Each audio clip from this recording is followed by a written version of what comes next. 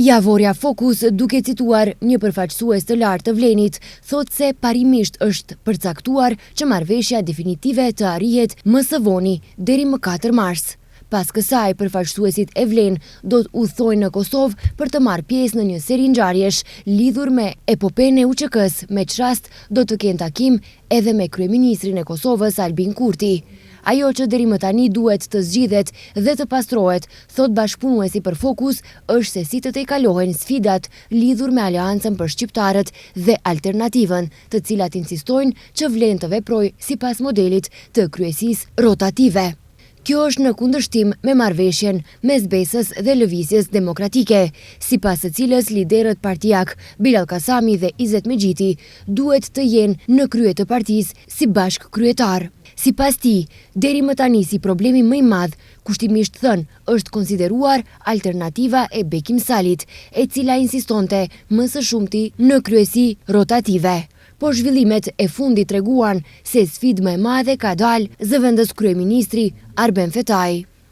Nga ana tjetër, e gjithë situata ndërlikohet plotësisht nga fakti se drejt taborit të Fetajit ka filluar të afrohet ministri i politikës sociale Fatmir Limani. Sipas Fokus, Limani formalisht është kuadër i BES-s, por faktikisht është në pamëshirën e udhëheqësisë së kësaj partie dhe aduti i tij më i fortë është relacioni personal me kryeministrin dhe liderin e VMRO-DPMNE-s, Kristian Mickoski, i cili vlerësoi se Limani po e kryen shkëlqyeshëm detyrën e tij.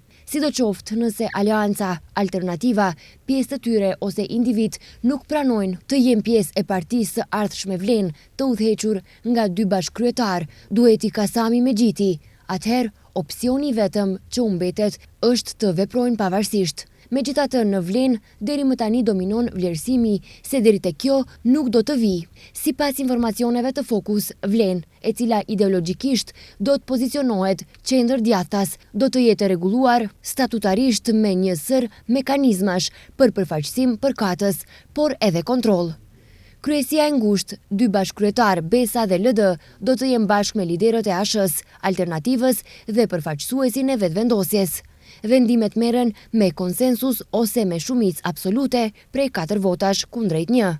Zgjidhja e bllokadave, nëse nuk arrihet marrëveshje në kryesi, atëherë vendoset në kuadër të kuvendit të partisë me shumicë prej 2/3.